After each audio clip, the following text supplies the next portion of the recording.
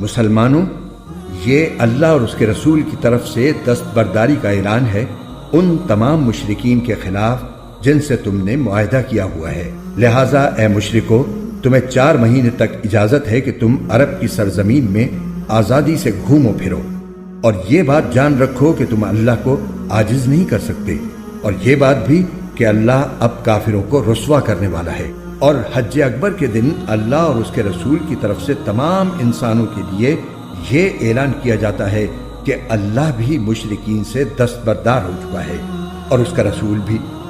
اب اے مشرکو، اگر تم توبہ کر لو تو یہ تمہارے حق میں بہت بہتر ہوگا، اور اگر تم نے اب بھی منہ موڑے رکھا تو یاد رکھو کہ تم اللہ کو عاجز نہیں کر سکتے، اور تمام کافروں کو ایک دکھ دینے والے عذاب کی خوشخبری سنا دو۔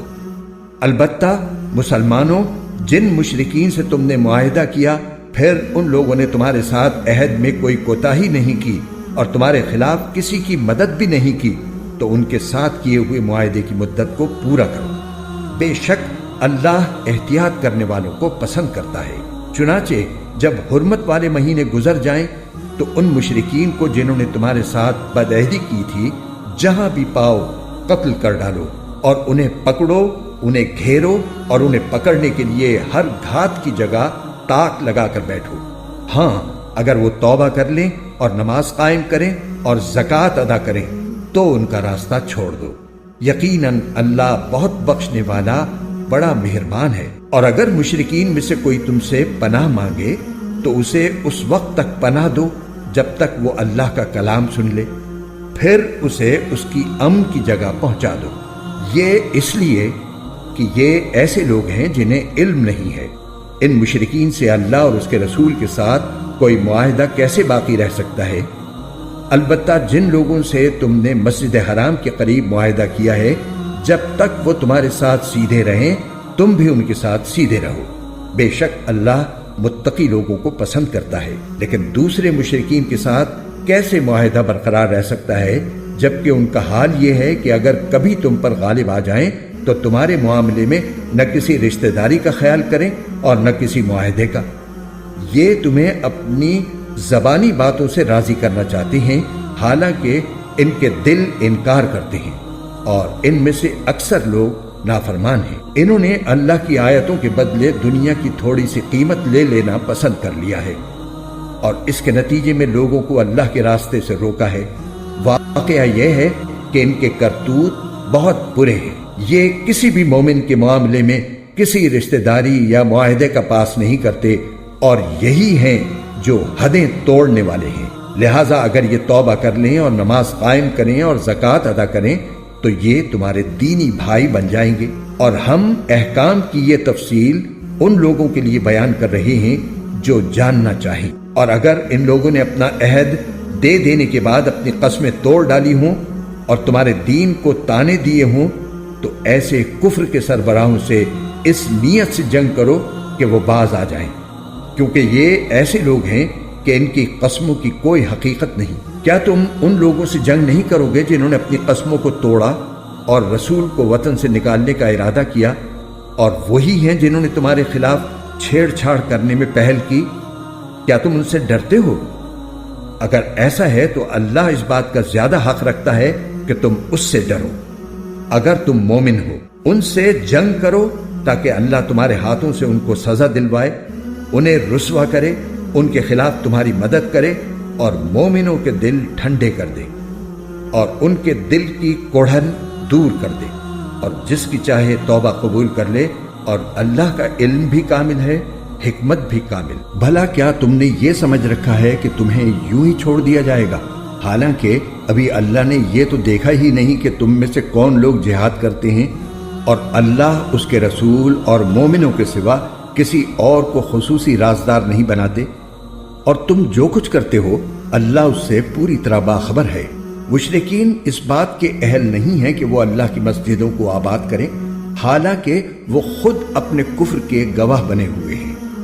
ان لوگوں کے تو اعمال ہی غارت ہو چکے ہیں اور دوزخ ہی میں ان کو ہمیشہ رہنا ہے۔ اللہ کی مسجدوں کو تو وہی لوگ آباد کرتے ہیں جو اللہ اور یوم آخرت پر ایمان لائے ہوں اور نماز قائم کریں اور زکوٰۃ ادا کریں اور اللہ کے سوا کسی سے نہ ڈریں۔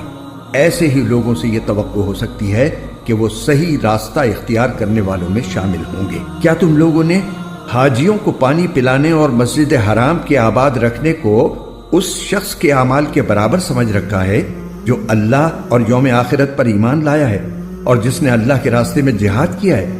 اللہ کے نزدیک یہ سب برابر نہیں ہو سکتے، اور اللہ ظالم لوگوں کو منزل مقصود تک نہیں پہنچاتا۔ جو لوگ ایمان لے آئے ہیں اور انہوں نے اللہ کے راستے میں ہجرت کی ہے اور اپنے مال اور اپنی جانوں سے جہاد کیا ہے، وہ اللہ کے نزدیک درجے میں کہیں زیادہ ہیں، اور وہی لوگ ہیں جو کامیاب ہونے والے ہیں۔ ان کا پروردگار انہیں اپنی طرف سے رحمت اور خوشنودی کی اور ایسے باغات کی خوشخبری دیتا ہے جن میں ان کے لیے دائمی نعمتیں ہیں، وہ ان میں ہمیشہ رہیں گے۔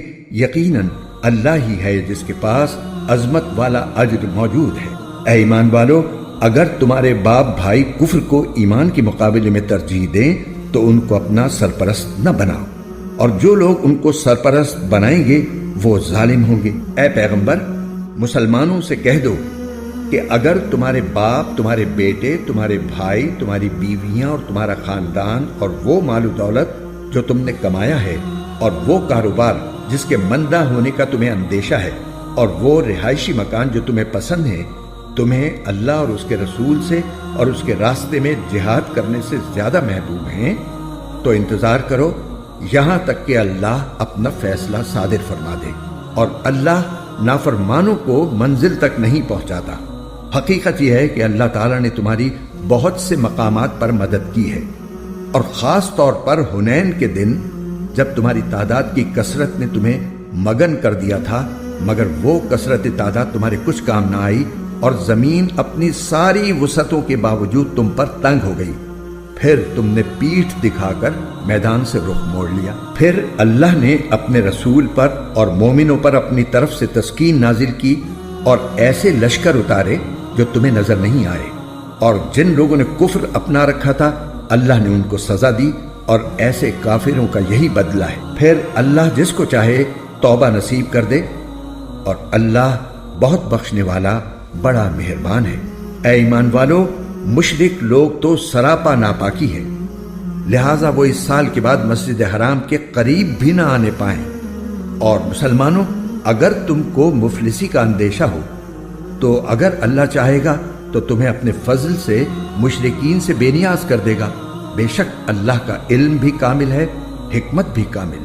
وہ اہل کتاب جو نہ اللہ پر ایمان رکھتے ہیں نہ یوم آخرت پر، اور جو اللہ اور اس کے رسول کی حرام کی ہوئی چیزوں کو حرام نہیں سمجھتے اور نہ دین حق کو اپنا دین مانتے ہیں، ان سے جنگ کرو یہاں تک کہ وہ خوار ہو کر اپنے ہاتھ سے جزیہ ادا کریں۔ یہودی تو یہ کہتے ہیں کہ عزیر اللہ کے بیٹے ہیں، اور نصرانی یہ کہتے ہیں کہ مسیح اللہ کے بیٹے ہیں۔ یہ سب ان کی منہ کی بنائی ہوئی باتیں ہیں۔ یہ ان لوگوں کی سی باتیں کر رہی ہیں جو ان سے پہلے کافر ہو چکے ہیں۔ اللہ کی مار ہو ان پر، یہ کہاں اوندھے بہکے جا رہی ہیں۔ انہوں نے اللہ کے بجائے اپنے احبار یعنی یہودی علماء اور راہبوں یعنی عیسائی درویشوں کو معبود بنا لیا ہے، اور مسیح ابن مریم کو بھی، حالانکہ ان کو ایک اللہ کے سوا کسی کی عبادت کرنے کا حکم نہیں دیا گیا تھا۔ اس کے سوا کوئی اللہ نہیں، وہ ان کی مشرکانہ باتوں سے بالکل پاک ہے۔ یہ لوگ چاہتے ہیں کہ اللہ کے نور کو اپنے منہ کی پھونکوں سے بجھا دیں، حالانکہ اللہ کو اپنے نور کی تکمیل کے سوا ہر بات نامنظور ہے، چاہے کافروں کو یہ بات کتنی بری لگے۔ وہ اللہ ہی تو ہے جس نے اپنے رسول کو ہدایت اور سچا دین دے کر بھیجا ہے تاکہ اسے ہر دوسرے دین پر غالب کر دے، چاہے مشرک لوگوں کو یہ بات کتنی ناپسند ہو۔ اے ایمان والو، یہودی احبار اور عیسائی راہبوں میں سے بہت سے ایسے ہیں کہ لوگوں کا مال ناحق طریقے سے کھاتے ہیں اور دوسروں کو اللہ کے راستے سے روکتے ہیں، اور جو لوگ سونے چاندی کو جمع کر کر کے رکھتے ہیں اور اس کو اللہ کے راستے میں خرچ نہیں کرتے، ان کو ایک دردناک عذاب کی خوشخبری سنا دو۔ جس دن اس دولت کو جہنم کی آگ میں تپایا جائے گا، پھر اس سے ان لوگوں کی پیشانیاں اور ان کی کروٹیں اور ان کی پیٹھیں داغی جائیں گی، اور کہا جائے گا کہ یہ ہے وہ خزانہ جو تم نے اپنے لیے جمع کیا تھا، اب چکھو اس خزانے کا مزہ جو تم جوڑ جوڑ کر رکھا کرتے تھے۔ حقیقت یہ ہے کہ اللہ کے نزدیک مہینوں کی تعداد 12 مہینے ہے، جو اللہ کی کتاب یعنی لوح محفوظ کے مطابق اس دن سے نافذ چلی آتی ہے جس دن اللہ نے آسمانوں اور زمین کو پیدا کیا تھا۔ ان 12 مہینوں میں سے 4 حرمت والے مہینے ہیں۔ یہی دین کا سیدھا سادہ تقاضا ہے، لہذا ان مہینوں کے معاملے میں اپنی جانوں پر ظلم نہ کرو، اور تم سب مل کر مشرکوں سے اسی طرح لڑو جیسے وہ سب تم سے لڑتے ہیں، اور یقین رکھو کہ اللہ متقی لوگوں کے ساتھ ہے۔ اور یہ نسی یعنی مہینوں کو آگے پیچھے کر دینا تو کفر میں ایک مزید اضافہ ہے جس کے ذریعے کافروں کو گمراہ کیا جاتا ہے۔ یہ لوگ اس عمل کو 1 سال حلال کر لیتے ہیں اور 1 سال حرام قرار دے دیتے ہیں تاکہ اللہ نے جو مہینے حرام کیے ہیں ان کی بس گنتی پوری کر لیں، اور اس طرح جو بات اللہ نے حرام قرار دی تھی اسے حلال سمجھ لیں۔ ان کی بدعملی ان کی نگاہ میں خوشنما بنا دی گئی ہے، اور اللہ ایسے کافر لوگوں کو ہدایت تک نہیں پہنچاتا۔ اے لوگو جو ایمان لائے ہو، تمہیں کیا ہو گیا ہے کہ جب تم سے کہا گیا کہ اللہ کے راستے میں جہاد کے لیے کوچ کرو تو تم بوجھل ہو کر زمین سے لگ گئے؟ کیا تم آخرت کے مقابلے میں دنیاوی زندگی پر راضی ہو چکے ہو؟ اگر ایسا ہے تو یاد رکھو کہ دنیاوی زندگی کا مزہ آخرت کے مقابلے میں کچھ بھی نہیں مگر بہت تھوڑا۔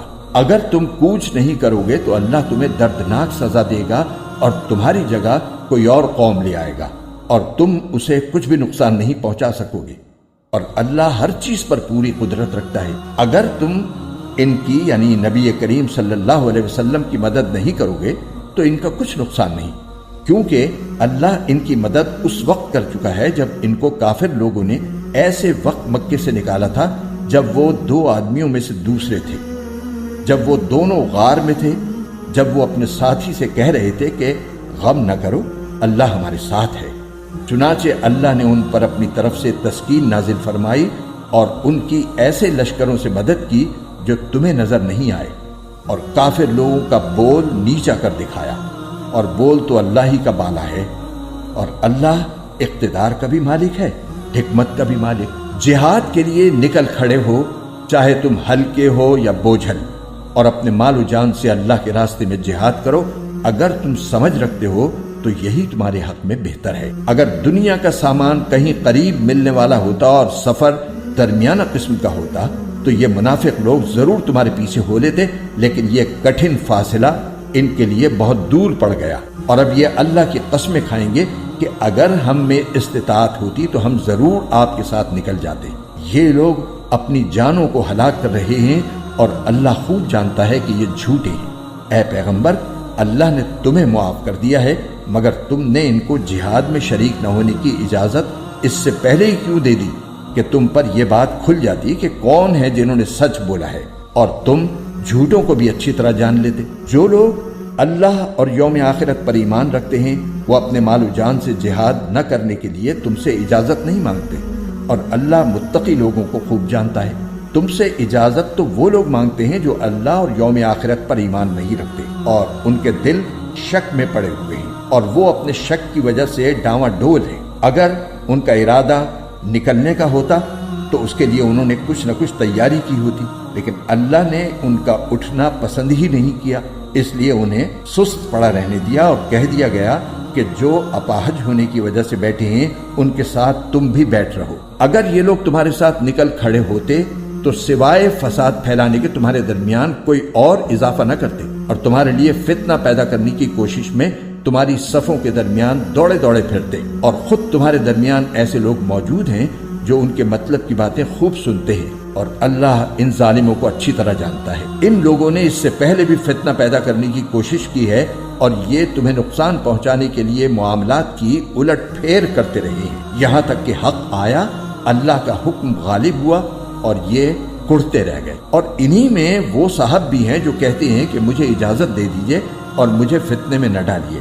ارے فتنے ہی میں تو یہ خود پڑے ہوئے ہیں، اور یقین رکھو کہ جہنم سارے کافروں کو گھیرے میں لینے والی ہے۔ اگر تمہیں کوئی بھلائی مل جائے تو انہیں دکھ ہوتا ہے، اور اگر تم پر کوئی مصیبت آ پڑے تو کہتے ہیں کہ ہم نے تو پہلے ہی اپنا بچاؤ کر لیا تھا، اور یہ کہہ کر بڑے خوش خوش واپس چلے جاتے ہیں۔ کہہ دو کہ اللہ نے ہمارے مقدر میں جو تکلیف لکھ دی ہے، ہمیں اس کے سوا کوئی اور تکلیف ہرگز نہیں پہنچ سکتی۔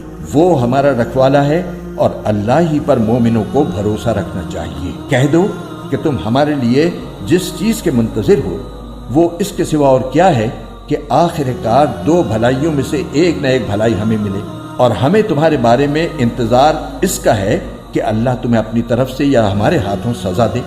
بس اب انتظار کرو، ہم بھی تمہارے ساتھ منتظر ہیں۔ کہہ دو کہ تم اپنا مال چاہے خوشی خوشی چندے میں دو یا بددلی سے، وہ تم سے ہرگز قبول نہیں کیا جائے گا۔ تم ایسے لوگ ہو جو مسلسل نافرمانی کرتے رہے ہو، اور ان کے چندے قبول کیے جانے میں رکاوٹ کی کوئی اور وجہ اس کے سوا نہیں ہے کہ انہوں نے اللہ اور اس کے رسول کے ساتھ کفر کا معاملہ کیا ہے، اور یہ نماز میں آتے ہیں تو کسمساتے ہوئے آتے ہیں، اور کسی نیکی میں خرچ کرتے ہیں تو برا مانتے ہوئے خرچ کرتے ہیں۔ تمہیں ان کے مال اور اولاد کی کثرت سے تعجب نہیں ہونا چاہیے۔ اللہ تو یہ چاہتا ہے کہ انہی چیزوں سے ان کو دنیاوی زندگی میں عذاب دے، اور ان کی جان بھی کفر ہی کی حالت میں نکلے۔ یہ اللہ کی قسمیں کھا کر کہتے ہیں کہ وہ تم میں سے ہیں، حالانکہ وہ تم میں سے نہیں ہیں، بلکہ وہ ڈرپوک لوگ ہیں۔ اگر ان کو کوئی پناہ گاہ مل جاتی، یا کسی قسم کے غار مل جاتے، یا گھس بیٹھنے کی اور کوئی جگہ، تو یہ بے لگام بھاگ کر ادھر ہی کا رخ کر لیتے۔ اور انہی منافقین میں وہ بھی ہیں جو صدقات کی تقسیم کے بارے میں آپ کو طعنہ دیتے ہیں۔ چنانچہ اگر انہیں صدقات میں سے ان کی مرضی کے مطابق دے دیا جائے تو راضی ہو جاتی ہیں، اور اگر ان میں سے انہیں نہ دیا جائے تو ذرا سی دیر میں ناراض ہو جاتی ہیں۔ جو کچھ بھی انہیں اللہ اور اس کے رسول نے دے دیا تھا، کیا اچھا ہوتا کہ یہ اس پر راضی رہتے اور یہ کہتے کہ اللہ ہمارے لیے کافی ہے، آئندہ اللہ اپنے فضل سے ہمیں نوازے گا، اور اس کا رسول بھی، ہم تو اللہ ہی سے لو لگائے ہوئے ہیں۔ صدقات تو دراصل حق ہے فقیروں کا، مسکینوں کا، اور ان اہلکاروں کا جو صدقات کی وصولی پر مقرر ہوتے ہیں، اور ان کا جن کی دلداری مقصود ہے، نیز انہیں غلاموں کو آزاد کرنے میں اور قرض داروں کے قرضے ادا کرنے میں اور اللہ کے راستے میں اور مسافروں کی مدد میں خرچ کیا جائے۔ یہ ایک فریضہ ہے اللہ کی طرف سے، اور اللہ علم کا بھی مالک ہے، حکمت کا بھی مالک۔ اور انہی منافقین میں وہ لوگ بھی ہیں جو نبی کو دکھ پہنچاتے ہیں، اور ان کے بارے میں یہ کہتے ہیں کہ وہ تو سراپا کان ہیں۔ کہہ دو کہ وہ کان ہے اس چیز کے لیے جو تمہارے لیے بھلائی ہے۔ وہ اللہ پر ایمان رکھتے ہیں اور مومنوں کی بات کا یقین کرتے ہیں، اور تم میں سے جو ظاہری طور پر ایمان لے آئے ہیں ان کے لیے وہ رحمت کا معاملہ کرنے والے ہیں، اور جو لوگ اللہ کے رسول کو دکھ پہنچاتے ہیں ان کے لیے دکھ دینے والا عذاب تیار ہے۔ مسلمانوں، یہ لوگ تمہارے سامنے اللہ کی قسمیں اس لیے کھاتے ہیں تاکہ تمہیں راضی کریں، حالانکہ اگر یہ واقعی مومن ہوں تو اللہ اور اس کے رسول اس بات کے زیادہ مستحق ہیں کہ یہ ان کو راضی کریں۔ کیا انہیں یہ معلوم نہیں کہ جو شخص اللہ اور اس کے رسول سے ٹکر لے تو یہ بات طے ہے کہ اس کے لیے دوزخ کی آگ ہے جس میں وہ ہمیشہ رہے گا؟ یہ بڑی بھاری رسوائی ہے۔ منافق لوگ اس بات سے ڈرتے ہیں کہ مسلمانوں پر کہیں کوئی ایسی صورت نازل نہ کر دی جائے جو انہیں ان منافقین کے دلوں کی باتیں بتلا دے۔ کہہ دو کہ اچھا، تم مذاق اڑاتے رہو، اللہ وہ بات ظاہر کرنے والا ہے جس سے تم ڈرتے تھے۔ اور اگر تم ان سے پوچھو تو یقیناً یوں کہیں گے کہ ہم تو ہنسی مذاق اور دل لگی کر رہے تھے۔ کہو کہ کیا تم اللہ اور اس کی آیتوں اور اس کے رسول کے ساتھ دل لگی کر رہے تھے؟ بہانے نہ بناؤ، تم ایمان کا اظہار کرنے کے بعد کفر کے مرتکب ہو چکے ہو۔ اگر ہم تم میں سے ایک گروہ کو معافی دے بھی دیں تو دوسرے گروہ کو ضرور سزا دیں گے، کیونکہ وہ مجرم لوگ ہیں۔ منافق مرد اور منافق عورتیں سب ایک ہی طرح کے ہیں۔ وہ برائی کی تلقین کرتے ہیں اور بھلائی سے روکتی ہیں، اور اپنے ہاتھوں کو بند رکھتے ہیں۔ انہوں نے اللہ کو بھلا دیا ہے تو اللہ نے بھی ان کو بھلا دیا۔ بلا شبہ یہ منافق بڑے نافرمان ہیں۔ اللہ نے منافق مردوں، منافق عورتوں اور تمام کافروں سے دوزخ کی آگ کا عہد کر رکھا ہے، جس میں وہ ہمیشہ رہیں گے وہی ان کو راس آئے گی۔ اللہ نے ان پر پھٹکار ڈال دی ہے اور ان کے لیے اٹل عذاب ہے۔ منافقو، تم انہی لوگوں کی طرح ہو جو تم سے پہلے ہو گزرے ہیں۔ وہ طاقت میں تم سے مضبوط تر اور مال اور اولاد میں تم سے کہیں زیادہ تھے، چنانچہ انہوں نے اپنے حصے کے مزے اڑا لیے، پھر تم نے اسی طرح اپنے حصے کے مزے اڑائے جیسے تم سے پہلے لوگوں نے اپنے حصے کے مزے اڑائے تھے، اور تم بھی ویسی ہی بیہودہ باتوں میں پڑے جیسے وہ پڑے تھے۔ یہ وہ لوگ تھے جن کے اعمال دنیا اور آخرت میں غارت ہو گئے، اور یہی وہ لوگ تھے جنہوں نے خسارے کا سودا کیا۔ کیا ان منافقوں کو ان لوگوں کی خبر نہیں پہنچی جو ان سے پہلے گزرے ہیں؟ نوح کی قوم اور عاد و سمود، ابراہیم کی قوم، مدین کے باشندے اور وہ بستیاں جنہیں الٹ ڈالا گیا، ان سب کے پاس ان کے رسول روشن دلائل لے کر آئے تھے، پھر اللہ ایسا نہیں تھا کہ ان پر ظلم کرتا، لیکن یہ خود اپنی جانوں پر ظلم ڈھاتے رہے۔ اور مومن مرد اور مومن عورتیں آپس میں ایک دوسرے کے مددگار ہیں، وہ نیکی کی تلقین کرتے ہیں اور برائی سے روکتے ہیں، اور نماز قائم کرتے ہیں اور زکوٰۃ ادا کرتے ہیں، اور اللہ اور اس کے رسول کی فرما برداری کرتے ہیں۔ یہ ایسے لوگ ہیں جن کو اللہ اپنی رحمت سے نوازے گا۔ یقیناً اللہ اقتدار کا بھی مالک ہے، حکمت کا بھی مالک۔ اللہ نے مومن مردوں اور مومن عورتوں سے وعدہ کیا ہے ان باغات کا جن کے نیچے نہریں بہتی ہوں گی، جن میں وہ ہمیشہ رہیں گے، اور ان پاکیزہ مکانات کا جو سدا بہار باغات میں ہوں گے۔ اور اللہ کی طرف سے خوشنودی تو سب سے بڑی چیز ہے جو جنت والوں کو نصیب ہوگی، یہی تو زبردست کامیابی ہے۔ اے نبی، کافروں اور منافقوں سے جہاد کرو اور ان پر سختی کرو، ان کا ٹھکانہ جہنم ہے اور وہ بہت برا ٹھکانہ ہے۔ یہ لوگ اللہ کی قسمیں کھا جاتے ہیں کہ انہوں نے فلاں بات نہیں کہی، حالانکہ انہوں نے کفر کی بات کہی ہے، اور اپنے اسلام لانے کے بعد انہوں نے کفر اختیار کیا ہے۔ انہوں نے وہ کام کرنے کا ارادہ کر لیا تھا جس میں یہ کامیابی حاصل نہ کر سکے، اور انہوں نے صرف اس بات کا بدلہ دیا کہ اللہ اور اس کے رسول نے انہیں اپنے فضل سے مالدار بنا دیا ہے۔ اب اگر یہ توبہ کر لیں تو ان کے حق میں بہتر ہوگا، اور اگر یہ منہ موڑیں گے تو اللہ ان کو دنیا اور آخرت میں دردناک عذاب دے گا، اور روئے زمین پر ان کا نہ کوئی یار ہوگا نہ مددگار۔ اور انہی میں وہ لوگ بھی ہیں جنہوں نے اللہ سے یہ عہد کیا تھا کہ اگر وہ اپنے فضل سے ہمیں نوازے گا تو ہم ضرور صدقہ کریں گے اور یقیناً نیک لوگوں میں شامل ہو جائیں گے۔ لیکن جب اللہ نے ان کو اپنے فضل سے نوازا تو اس میں بخل کرنے لگے اور منہ موڑ کر چل دیے۔ نتیجہ یہ کہ اللہ نے سزا کے طور پر نفاق ان کے دلوں میں اس دن تک کے لیے جما دیا ہے جس دن وہ اللہ سے جا کر ملیں گے، کیونکہ انہوں نے اللہ سے جو وعدہ کیا تھا اس کی خلاف ورزی کی، اور کیونکہ وہ جھوٹ بولا کرتے تھے۔ کیا انہیں یہ پتہ نہیں تھا کہ اللہ ان کی تمام پوشیدہ باتوں اور سرگوشیوں کو جانتا ہے، اور یہ کہ اس کو غیب کی ساری باتوں کا پورا پورا علم ہے؟ یہ منافق وہی ہیں جو خوشی سے صدقہ کرنے والوں کو بھی تانے دیتے ہیں، اور ان لوگوں کو بھی جنہیں اپنی محنت کی آمدنی کے سوا کچھ اور میسر نہیں ہے، اس لیے وہ ان کا مذاق اڑاتے ہیں۔ اللہ ان کا مذاق اڑاتا ہے اور ان کے لیے دردناک عذاب تیار ہے۔ اے نبی، تم ان کے لیے استغفار کرو یا نہ کرو، اگر تم ان کے لیے 70 مرتبہ استغفار کرو گے تب بھی اللہ انہیں معاف نہیں کرے گا۔ یہ اس لیے کہ انہوں نے اللہ اور اس کے رسول کے ساتھ کفر کا رویہ اپنایا ہے، اور اللہ نافرمانوں کو ہدایت تک نہیں پہنچاتا۔ جن لوگوں کو غزوہ تبوک سے پیچھے رہنے دیا گیا تھا وہ رسول اللہ کے جانے کے بعد اپنے گھروں میں بیٹھے رہنے سے بڑے خوش ہوئے، اور ان کو یہ بات ناگوار تھی کہ وہ اللہ کے راستے میں اپنے مال و جان سے جہاد کریں، اور انہوں نے کہا تھا کہ اس گرمی میں نہ نکلو، کہو کہ جہنم کی آگ گرمی میں کہیں زیادہ سخت ہے، کاش ان کو سمجھ ہوتی۔ اب یہ لوگ دنیا میں تھوڑا بہت ہنس لیں اور پھر آخرت میں خوب روتے رہیں، کیونکہ جو کچھ کمائی یہ کرتے رہے ہیں اس کا یہی بدلہ ہے۔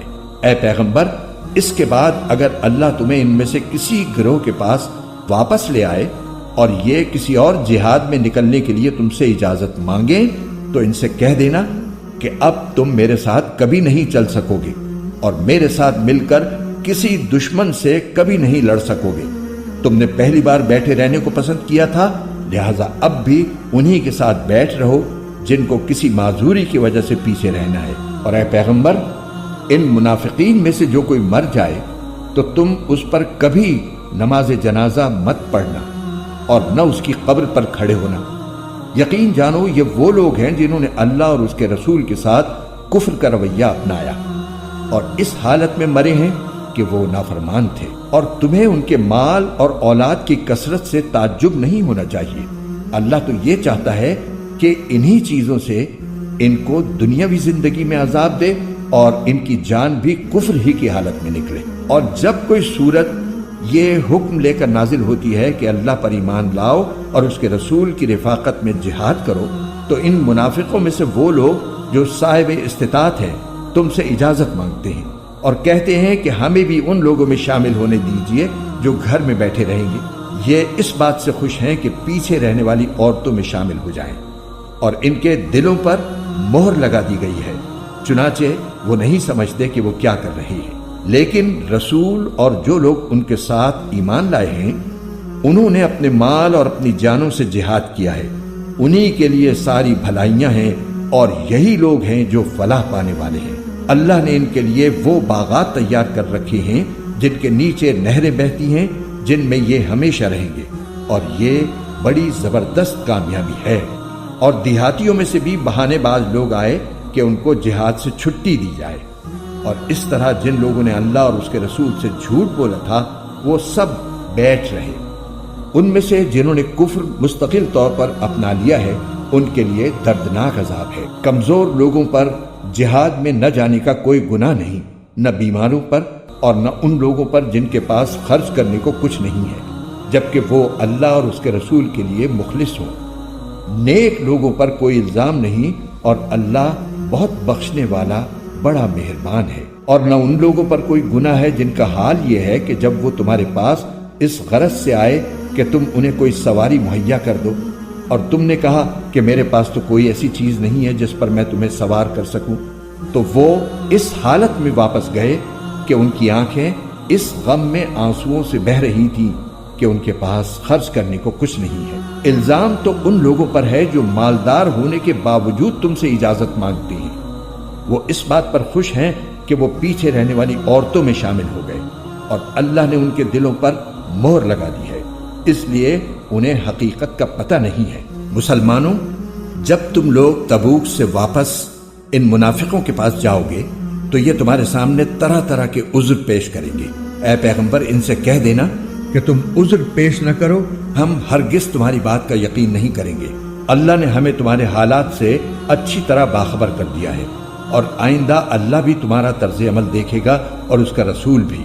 پھر تمہیں لوٹا کر اس ذات کے سامنے پیش کیا جائے گا جس کو چھپی اور کھلی تمام باتوں کا پورا علم ہے، پھر وہ تمہیں بتائے گا کہ تم کیا کچھ کرتے رہے ہو۔ جب تم ان کے پاس واپس جاؤ گے تو یہ لوگ تمہارے سامنے اللہ کی قسمیں کھائیں گے تاکہ تم ان سے درگزر کرو، لہٰذا تم بھی ان سے درگزر کر لینا۔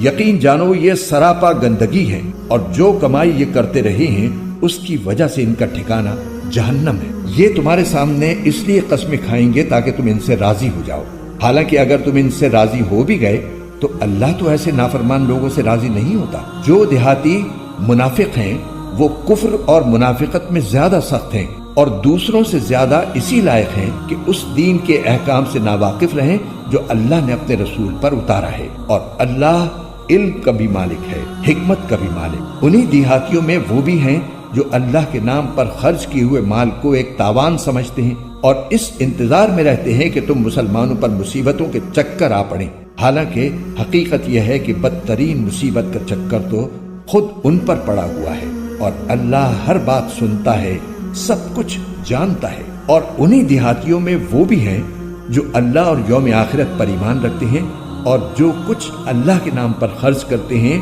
اس کو اللہ کے پاس قرب کے درجے حاصل کرنے اور رسول کی دعائیں لینے کا ذریعہ سمجھتے ہیں۔ ہاں، یہ ان کے لیے یقیناً تقرب کا ذریعہ ہے۔ اللہ ان کو اپنی رحمت میں داخل کرے گا، بے شک اللہ بہت بخشنے والا بڑا مہربان ہے۔ اور مہاجرین اور انصار میں سے جو لوگ پہلے ایمان لائے اور جنہوں نے نیکی کے ساتھ ان کی پیروی کی، اللہ ان سب سے راضی ہو گیا ہے، اور وہ اس سے راضی ہیں۔ اور اللہ نے ان کے لیے ایسے باغات تیار کر رکھے ہیں جن کے نیچے نہریں بہتی ہیں، جن میں وہ ہمیشہ ہمیشہ رہیں گے۔ یہی بڑی زبردست کامیابی ہے۔ اور تمہارے ارد گرد جو دیہاتی ہیں ان میں بھی منافق لوگ موجود ہیں، اور مدینے کے باشندوں میں بھی۔ یہ لوگ منافقت میں اتنے ماہر ہو گئے ہیں کہ تم انہیں نہیں جانتے، انہیں ہم جانتے ہیں۔ ان کو ہم 2 مرتبہ سزا دیں گے، پھر ان کو ایک زبردست عذاب کی طرف دھکیل دیا جائے گا۔ اور کچھ لوگ وہ ہیں جنہوں نے اپنی کوتاہیوں کا اعتراف کر لیا ہے، انہوں نے ملے جلے عمل کیے ہیں، کچھ نیک کام اور کچھ برے۔ امید ہے کہ اللہ ان کی توبہ قبول کر لے گا۔ یقیناً اللہ بہت بخشنے والا بڑا مہربان ہے۔ اے پیغمبر، ان لوگوں کے اموال میں سے صدقہ وصول کر لو جس کے ذریعے تم انہیں پاک کر دو گے اور ان کے لیے باعث برکت بنو گے، اور ان کے لیے دعا کرو، یقیناً تمہاری دعا ان کے لیے سراپا تسکین ہے، اور اللہ ہر بات سنتا ہے اور سب کچھ جانتا ہے۔ کیا ان کو یہ معلوم نہیں کہ اللہ ہی ہے جو اپنے بندوں کی توبہ بھی قبول کرتا ہے اور صدقات بھی قبول کرتا ہے، اور یہ کہ اللہ بہت معاف کرنے والا بڑا مہربان ہے۔ اور ان سے کہو کہ تم عمل کرتے رہو، اب اللہ بھی تمہارا طرز عمل دیکھے گا اور اس کا رسول بھی اور مومن لوگ بھی۔ پھر تمہیں لوٹا کر اس ذات کے سامنے پیش کیا جائے گا جس کو چھپی اور کھلی تمام باتوں کا پورا علم ہے، پھر وہ تمہیں بتائے گا کہ تم کیا کچھ کرتے رہے ہو۔ اور کچھ اور لوگ ہیں جن کا فیصلہ اللہ کا حکم آنے تک ملتوی کر دیا گیا ہے، یا اللہ ان کو سزا دے گا یا معاف کر دے گا۔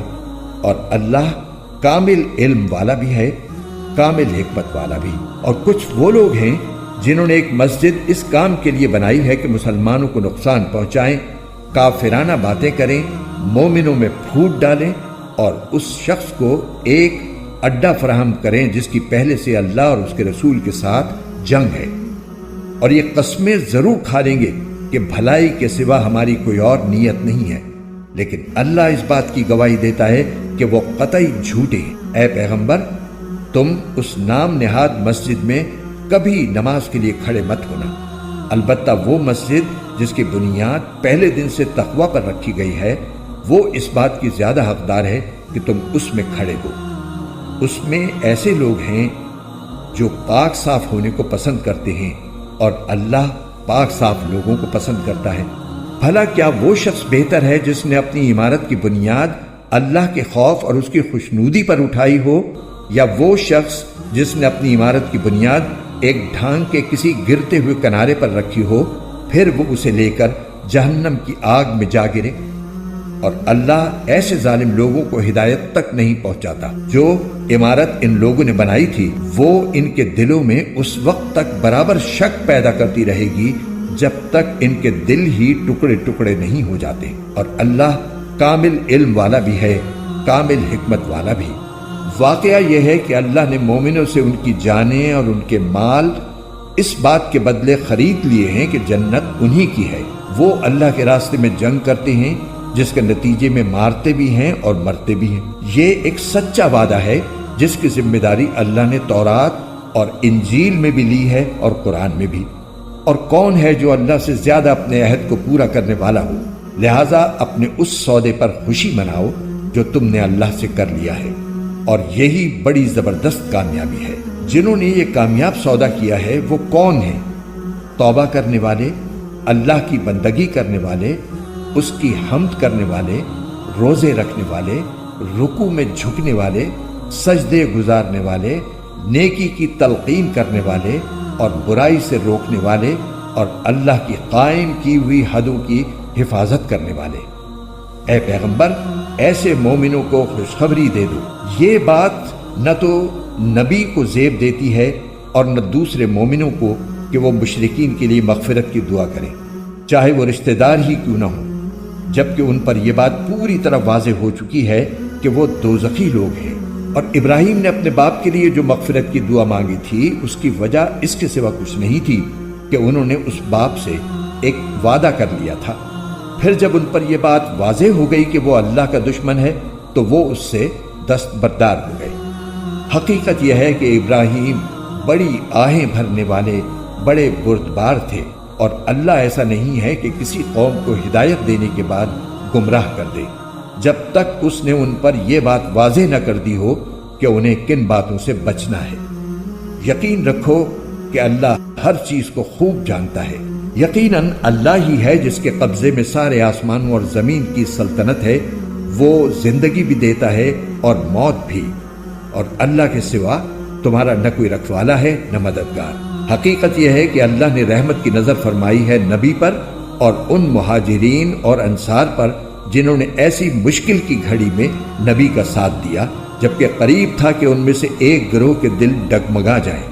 پھر اللہ نے ان کے حال پر توجہ فرمائی، یقیناً وہ ان کے لیے بہت شفیق بڑا مہربان ہے۔ اور ان تینوں پر بھی اللہ نے رحمت کی نظر فرمائی ہے جن کا فیصلہ ملتوی کر دیا گیا تھا، یہاں تک کہ جب ان پر یہ زمین اپنی ساری وسعتوں کے باوجود تنگ ہو گئی، ان کی زندگیاں ان پر دوبھر ہو گئی اور انہوں نے سمجھ لیا کہ اللہ کی پکڑ سے خود اسی کی پناہ میں آئے بغیر کہیں اور پناہ نہیں مل سکتی۔ تو پھر اللہ نے ان پر رحم فرمایا تاکہ وہ آئندہ اللہ ہی سے رجوع کیا کریں۔ یقین جانو اللہ بہت معاف کرنے والا بڑا مہربان ہے۔ اے ایمان والو، اللہ سے ڈرو اور سچے لوگوں کے ساتھ رہا کرو۔ مدینے کے باشندوں اور ان کے ارد گرد کے دیہات میں رہنے والوں کے لیے یہ جائز نہیں تھا کہ وہ اللہ کے رسول کا ساتھ دینے سے پیچھے رہیں، اور نہ یہ جائز تھا کہ وہ بس اپنی جان پیاری سمجھ کر ان کی یعنی رسول اللہ صلی اللہ علیہ وسلم کی جان سے بے فکر ہو بیٹھیں۔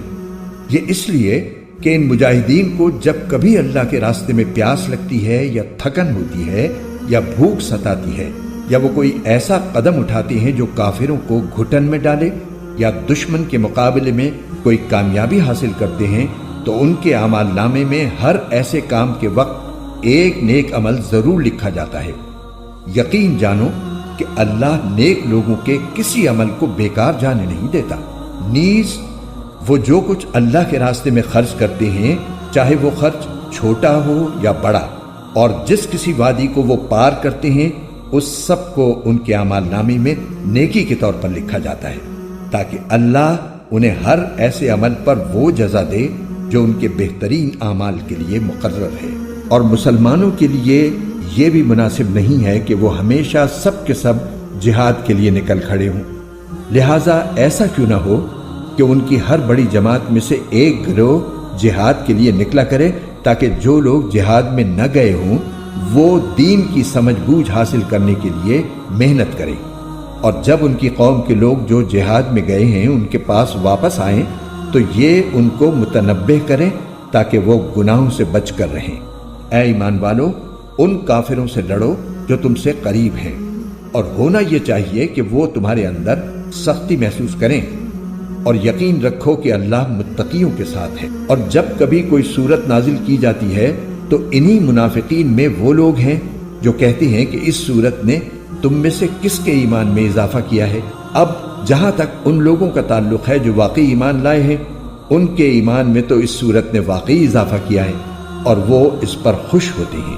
رہے وہ لوگ جن کے دلوں میں روگ ہے تو اس صورت نے ان کی گندگی میں کچھ اور گندگی کا اضافہ کر دیا ہے، اور ان کو موت بھی کفر ہی کی حالت میں آتی ہے۔ کیا یہ لوگ دیکھتے نہیں کہ وہ ہر سال ایک دو مرتبہ کسی آزمائش میں مبتلا ہوتے ہیں، پھر بھی نہ وہ توبہ کرتے ہیں اور نہ کوئی سبق حاصل کرتے ہیں، اور جب کبھی کوئی صورت نازل ہوتی ہے تو یہ ایک دوسرے کی طرف دیکھتے ہیں اور اشاروں میں ایک دوسرے سے کہتے ہیں کہ کیا کوئی تمہیں دیکھ تو نہیں رہا، پھر وہاں سے اٹھ کر چلے جاتے ہیں۔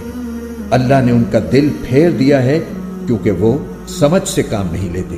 لوگوں، تمہارے پاس ایک ایسا رسول آیا ہے جو تمہیں میں سے ہے، جس کو تمہاری ہر تکلیف بہت گہرا معلوم ہوتی ہے، جسے تمہاری بھلائی کی دھن لگی ہوئی ہے، جو مومنوں کے لیے انتہائی شفیق نہایت مہربان ہے۔ پھر بھی اگر یہ لوگ منہ موڑیں تو اے رسول ان سے کہہ دو کہ میرے لیے اللہ کافی ہے، اس کے سوا کوئی معبود نہیں